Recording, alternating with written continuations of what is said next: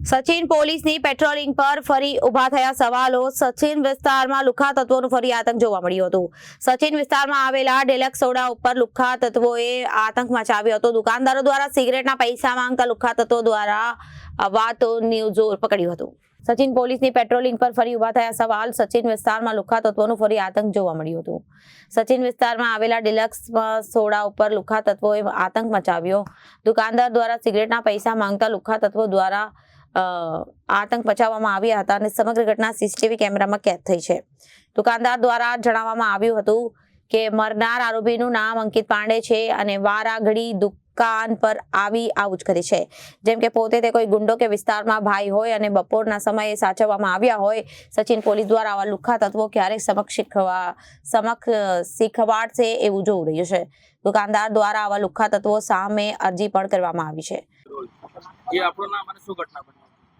મારું નામ Anil યોગાનંદી, Surat સચિનમાં deluxe soda શોપની દુકાન ધરાવું છું અને કાલે બપોરે 2:30 વાગ્યાના અરસામાં એક અંકિત પાંડે નામનો વ્યક્તિ દારૂના નશામાં આવી અને મારી પાસેથી સિગરેટ ને બીજા માલ સામાનની માગણી કરી, જે ઉધારમાં એને મફતમાં જોતું હતું, જે મેં આપવાનો ઇનકાર કર્યો તો સીધો મારી માથે હુમલો કરી દીધો।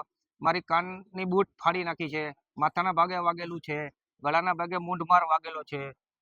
પછી મેં સીધો 100 નંબર ડાયલ કરી અને પોલીસને બોલાવેલી। પોલીસ આવી એ સમય દરમિયાન અહીંયાથી ફરાર થઈ ગયેલો।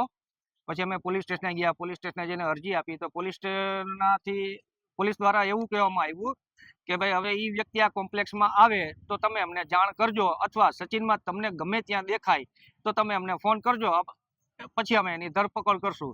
પ્રશ્ન એ છે કે હવે સચિનમાં અમે અમારો ધંધો છોડીને એને ગોતવા તો જવાના નથી સાહેબ। કેટલા વાગ્યાની ઘટના છે? કુલ કેટલા જણા?